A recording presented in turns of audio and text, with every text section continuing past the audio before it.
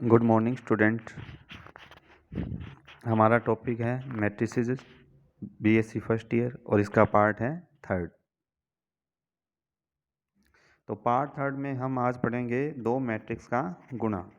तो हमें दो मैट्रिक्स दे रखी है, capital A equal to matrix A B C और डी। इसी तरह से कैपिटल बी मैट्रिक्स है इक्वल टू, इसमें फर्स्ट रो है एक्स वाई और सेकंड रो है यू वी।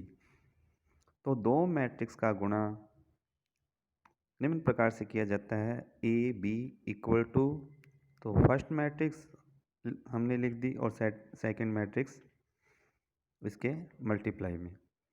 तो जो फर्स्ट मैट्रिक्स है उसकी फर्स्ट रो ए बी और सेकंड मैट्रिक्स की जो फर्स्ट कॉलम है एक्स यू, सबसे पहले उसके साथ मल्टीप्लाई करेंगे फर्स्ट मैट्रिक्स की फर्स्ट रो को सेकंड मैट्रिक्स के फर्स्ट कॉलम से। तो वो क्या आ जाएगा, ए एक्स प्लस बी यू। इसी प्रकार से फर्स्ट रो को सेकंड कॉलम से ए वाई प्लस बी वी।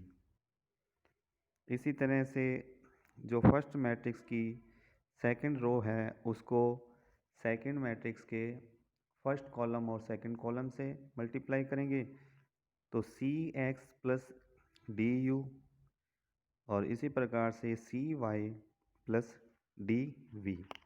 तो ये दो मैट्रिक्स को मल्टीप्लाई करने का तरीका है। इसी प्रकार से हम मैट्रिक्स को आपस में गुणा करेंगे, और दो मैट्रिक्स का गुणा तभी संभव है जब फर्स्ट मैट्रिक्स के कॉलम की संख्या सेकंड मैट्रिक्स के रो की संख्या के बराबर हो।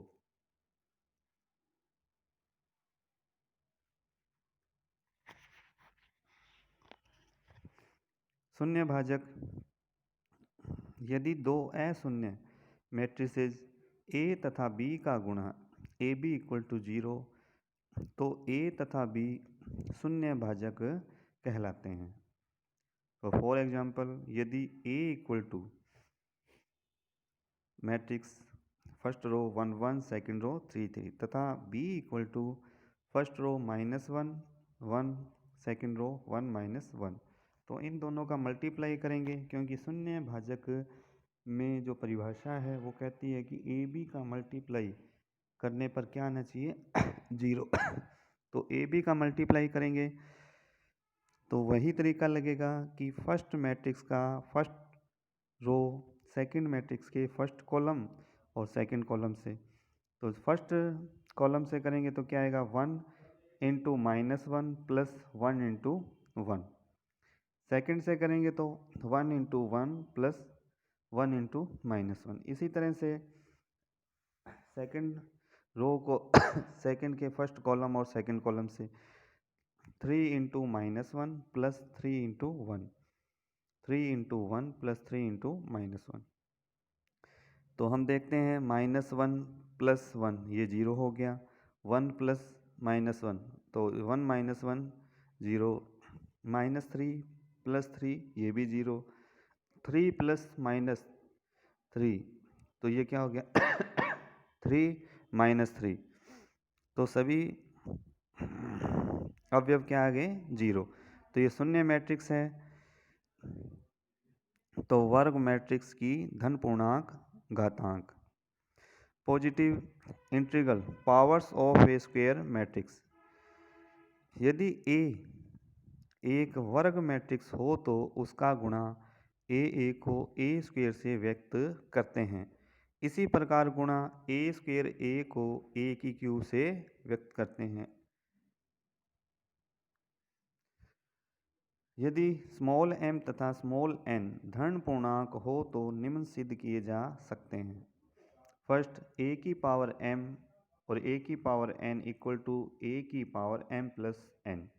सेकेंड, a की पावर m और इस पूरे की पावर n हो तो इसे लिखा जा सकता है a की पावर mn या a की पावर n की पावर m। इकाई मैट्रिक्स विशेष परिस्थिति में जो इकाई मैट्रिक्स है 1 की पावर m इक्वल टू 1, अब इसके एग्जाम्पल सॉल्व करते हैं। तो एग्जाम्पल फर्स्ट है, यदि ए मैट्रिक्स इक्वल टू 3 2 4 1 तथा बी मैट्रिक्स है एक्स वाई 3 5, तो एक्स तथा वाई ज्ञात करना है यदि ए बी बराबर बी ए हो। तो हमें सबसे पहले क्या दे रखा है, ए बी बराबर बी ए दे रखा है और ए मैट्रिक्स दे रखी है 3 2 4 1 और बी दे रखी है एक्स वाई 3 5।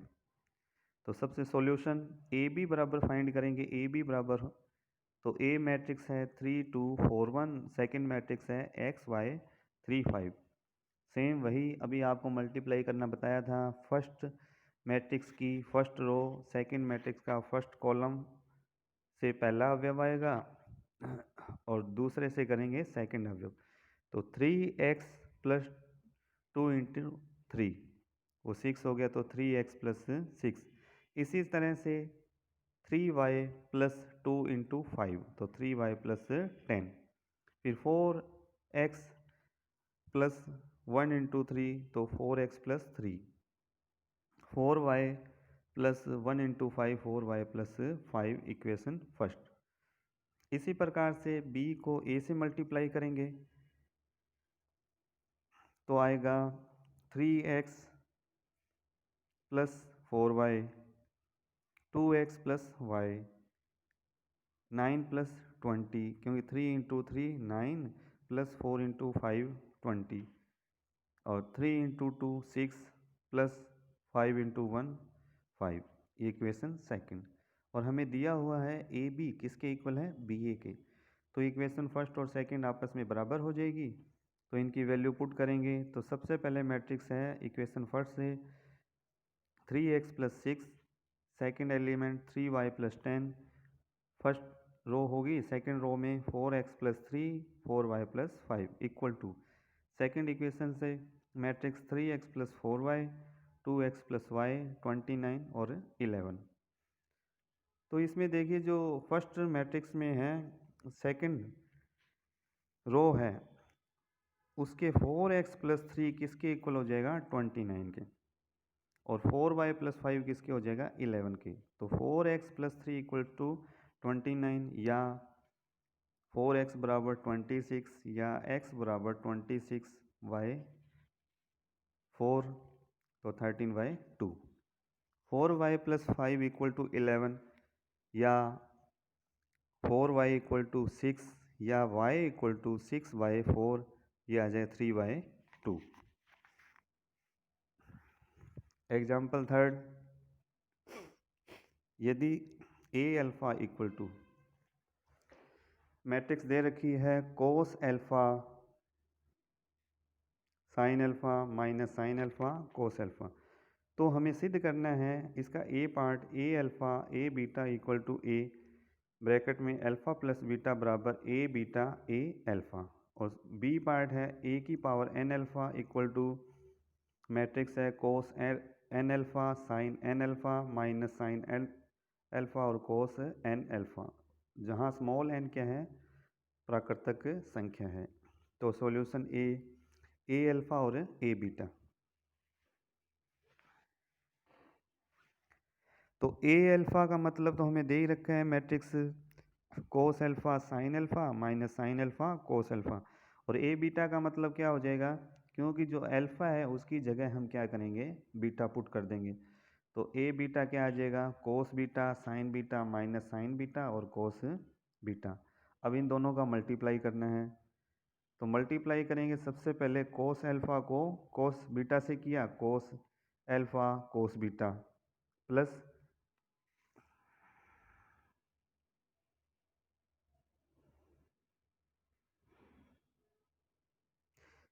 तो ये माइनस का निशान है, क्या है, माइनस से साइन अल्फ़ा साइन बीटा, ये क्या बन गया, cos alpha cos beta minus sine alpha sine beta आ गया कोस अल्फ़ा प्लस बीटा। तो फर्स्ट ये हो गया। इसी तरह से फर्स्ट रो को सेकंड कॉलम से करेंगे, कोस alpha sine beta plus sign alpha cos beta, ये होता है साइन अल्फ़ा प्लस बीटा। और फिर थर्ड आएगा minus sine alpha cos beta minus cos alpha sine beta, ये फार्मूला होता है minus sine alpha plus beta का। Last minus sine alpha sine beta plus cos alpha cos beta, ये formula हो गया कोस अल्फ़ा प्लस बीटा। ये त्रिकोणमितीय सूत्र है हमारे पास। तो ये चार फार्मूले ये नीचे आ गए। अब ये कैसे, जो हम ए को देखिए आप, ए अल्फ़ा क्या था, इसका एंगल अल्फ़ा था। अब इसमें एंगल में क्या आ गया, अल्फ़ा प्लस बीटा आ गया, तो ये क्या बन जाएगा, A alpha plus beta, equation first के संकेत। इसी प्रकार से A beta dot A alpha क्या आ जाएगा, वो भी ए अल्फ़ा प्लस बीटा आ जाएगा। अब इसका बी पार्ट, ए की यदि फर्स्ट में क्या करें, यदि बीटा बराबर अल्फ़ा पुट कर दें तो ए स्क्वेयर अल्फ़ा, जो फर्स्ट था, फर्स्ट में यदि बीटा बराबर अल्फ़ा पुट कर दें तो ये क्या हो जाएगा, ए स्क्वेयर अल्फ़ा बराबर कोस दो अल्फ़ा, जो इक्वेशन फर्स्ट की बात हो रही है संकेतन से है ना, इक्वेशन फर्स्ट लिखी हुई, उसमें क्या कर दें, अल्फ़ा बराबर बीटा पुट किया तो ए स्क्वेयर अल्फ़ा बराबर हमारे पास क्या आ जाएगा, कोस दो alpha sine to alpha minus sign to alpha कोस दो अल्फ़ा। अतः जो हमें परिणाम दे रखा है वो n बराबर 2 के लिए सत्य है। तो अब मान लेते हैं दिया हुआ परिणाम n बराबर k के लिए भी सत्य है, अर्थात ए के इक्वल टू क्या आ जाएगा, कोस k alpha sine k alpha minus sine k alpha cos k alpha, equation second. दोनों पक्षों में अब क्या करेंगे, ए का मल्टीप्लाई कर देंगे दोनों तरफ, जो सेकंड इक्वेशन है उसमें दोनों तरफ क्या किया, ए का मल्टीप्लाई किया, तो ए की पावर के डॉट ए इक्वल टू क्या आ गया, ए की पावर के प्लस वन इक्वल टू, तो ए के का मान है cos k alpha sine k alpha minus sine k alpha cos k alpha, और ए हमारे पास मैट्रिक्स है cos alpha sine alpha minus sine alpha cos alpha. इन दोनों का मल्टीप्लाई करेंगे, तो मल्टीप्लाई करेंगे तो नई मैट्रिक्स क्या आ जाएगी, cos k alpha cos alpha minus sine k alpha sine alpha cos k alpha sine alpha plus sine k alpha cos alpha, फिर माइनस सेकेंड रो में minus sine k alpha cos alpha minus cos k alpha sine alpha minus sine k alpha sine alpha plus cos k alpha cos alpha. तो त्रिकोणमितीय सूत्र है ये सारे।